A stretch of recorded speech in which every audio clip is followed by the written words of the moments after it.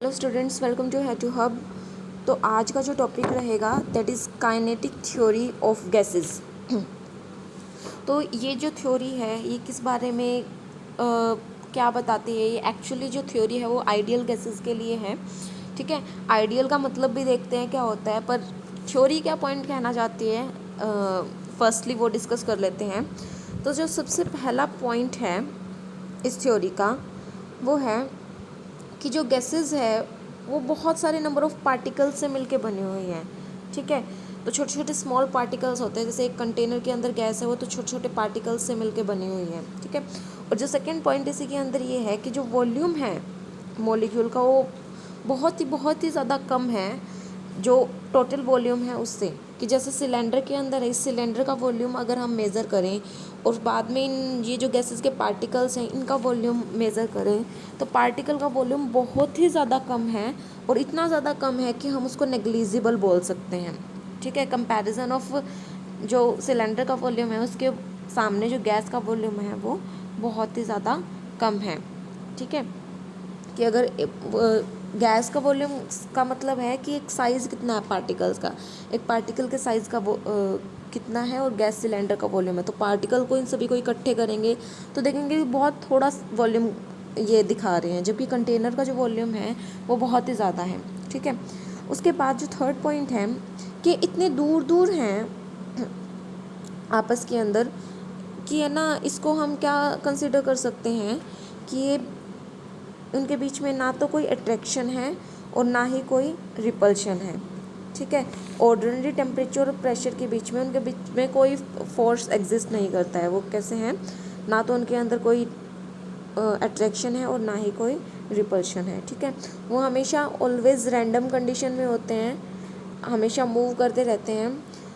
जो पार्टिकल जब मूव करते हो तो उसको हम बोलते हैं कोलिजन। ठीक है, तो कोलिजन है ना, अब वो दो तरीके का कोलिजन होता है इसके अंदर। जो पहला कोलिजन है वो है जब ये गैस के पार्टिकल्स भागते हैं, कोलाइड करते तो आपस में टकराने की पॉसिबिलिटी है इनकी। ठीक है, दूसरी पॉसिबिलिटी है कि ये कहाँ पे टकराएंगे, वॉल के ऊपर टकराएंगे। ठीक है, तो ये जो इन दोनों का जो कोलिजन है, जो टकराव है वो कैसा है, परफेक्टली इलास्टिक है। अब परफेक्टली इलास्टिक का क्या मतलब है कि मान लो कि कोई यूनिट है, ये 30 यूनिट फोर्स शो कर रहा है, ये 20 यूनिट फोर्स शो कर रहा है। ठीक है, तो आपस में टकराने के बाद इनका जो यूनिट है वो चेंज होगी। मान लो इसकी 12 हो गई और इसकी 18 हो गई। ठीक है, तो मतलब टोटल जो रहेगा वो सेम रहेगा कोलिजन होने के बाद भी। ठीक है, और उसके बाद है, हाँ ये पॉइंट मैं आपको बता चुकी कि ये परफेक्टली इलास्टिक है, मतलब कि एनर्जी जो है वो कोलिजन के बाद भी कैसी रहेगी, बिल्कुल सेम रहेगी। ठीक है, जो स्टैंडर्ड एनर्जी है। ठीक है, उसके बाद है जब मॉलिक्यूल कोलाइड करेंगे वॉल के ऊपर तो वो कोई ना कोई प्रेशर एक्सर्ट करेंगे। ठीक है, and the last point is that कि एक पर्टिकुलर टाइम पे different particle in the guys have different speed and has different kinetic energy. मतलब कि हर एक पार्टिकल की एनर्जी सेम नहीं है, कुछ बहुत स्पीड से भाग रहे हैं, कुछ थोड़ा कम स्पीड से भाग रहे हैं। ठीक है, तो एवरेज का मतलब ही क्या होता है कि मान लो इसके अंदर है ना जितने भी गैसेस हैं, जितना भी प्रेशर, एवरेज कैसे निकालते हैं, जैसे हम एग्ज़ाम के अंदर एवरेज निकालते हैं कि उसके 30 मार्क्स आए, फिर दूसरे उसके अंदर सब्जेक्ट के अंदर 20 आए, तीसरे सब्जेक्ट के अंदर 40 आए, फिर 50 आए, जितने टोटल नंबर होंगे उसको डिवाइड कर देते हैं उससे। ठीक है, तो वही क्या हो जाता है, उसका एवरेज हो जाता है।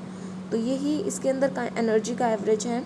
जितने पार्टिकल्स जिस तरीके से मूव कर रहे हैं उसको उतने पार्टिकल से अगर डिवाइड कर देते तो वो क्या हो जाता है, एवरेज निकल जाता है। तो एवरेज काइनेटिक एनर्जीज के अंदर क्या है, एवरेज काइनेटिक एनर्जी वो डायरेक्टली प्रोपोर्शनल है टेम्परेचर के। डायरेक्टली प्रोपोर्शनल का मतलब क्या है कि टेम्परेचर जब बढ़ाएंगे तो काइनेटिक एनर्जी भी क्या होगी, बढ़ती जाएगी। ठीक है,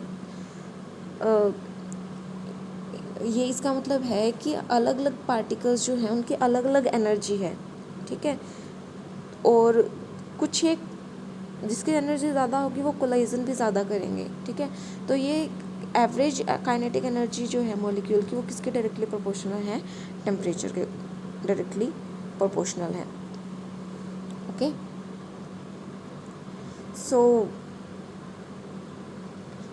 तो ये कुछ पॉइंट्स थे जो काइनेटिक थ्योरी ऑफ गैसेस बताना चाह रहे थे, और ये किसके लिए है, आइडियल गैसेस के लिए। अब मैंने कहा क्या था, आइडियल गैसेस का मतलब क्या होता है, जैसे कि आइडियल का मतलब है जो हर सिचुएशन में जो डिसिप्लिन्स है, रूल रेगुलेशंस है, उनको फॉलो करें।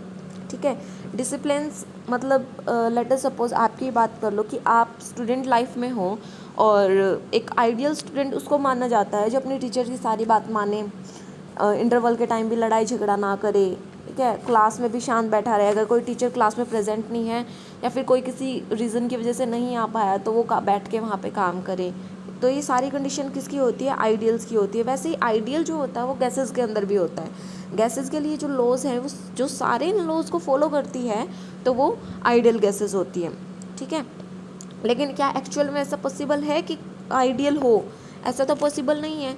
हाँ, लेकिन अगर कोई प्रेशर बनाया जाए, ठीक है, कि हाँ हम लोग है ना इतना स्ट्रिक्टनेस कर दे, इतना ज़्यादा कि कैमरा लगा देते हैं, डंडे से पिटाई करते हैं, तो कुछ पॉसिबिलिटी होती है कि हाँ वो जो लॉज है, डिसिप्लिन है, वो आप लोग फॉलो करें। तो ऐसे भी इसी के अंदर गैसेस के अंदर भी क्या है, कुछ रूल्स रेगुलेशन, अगर कुछ हम प्रेशराइज करते कोई चीज़ को तो वो भी आइडियल गैस की तरह बिहेवियर करने लग जाती हैं। ऑल्दो सारी गैसेस रियल होती हैं, लेकिन आइडियल कब वो बिहेवियर शो करती हैं, ये सारे रूल्स कब फॉलो करेंगी। तो और स्पेशली इन रूल्स के अंदर हमें कौन सा रूल ध्यान रखने हैं कि वॉल्यूम ऑफ पार्टिकल्स वो है बहुत बहुत ज़्यादा कम है in comparison of A volume of gas cylinder, volume of gas. ठीक है, और दूसरा जो पॉइंट है, इनके अंदर नो अट्रैक्शन और नो रिपल्शन, इन दोनों को बहुत ज़्यादा फोकस करना है हमें।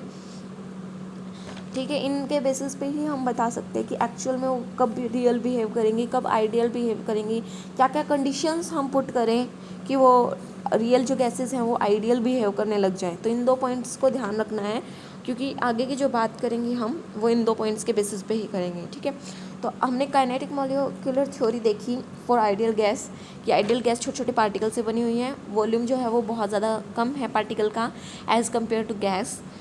और उसके बाद है इनके बीच में कोई अट्रैक्शन नहीं है, उनके बीच में कोई रिपल्शन नहीं है। जो कॉलिजन होगा वो मॉलिक्यूल्स के बीच में भी हो सकता है और वॉल्स के ऊपर भी हो सकता है, और दोनों कैसे हैं, इलास्टिक होते हैं। और उसके बाद जो है जो मॉलिक्यूल कोलाइड करेंगे किसके ऊपर, वॉल के ऊपर, वो थोड़ा कोई ना कोई प्रेशर एक्सर्ट करेंगे, और average kinetic energy of molecule जो है वो डायरेक्टली प्रोपोर्शनल है टेम्परेचर के। और ये सारी चीज़ें किसके लिए है, आइडियल गैसेस के लिए। आइडियल गैसेस का मतलब बताया मैंने, जो इन सभी जो लॉज है, जो सभी रूल्स हैं उनको फॉलो करें। ठीक है, और ऑल्दो फॉलो नहीं करते हैं, लेकिन कब वो फॉलो करेंगे, क्या क्या कंडीशन लगाएं तब वो फॉलो करेंगी। तो उसके लिए मैंने 2 स्पेशल पॉइंट बताए आपको, वो याद रखना है, और आगे का हम फर्दर डिस्कस करेंगे। Okay, thank you.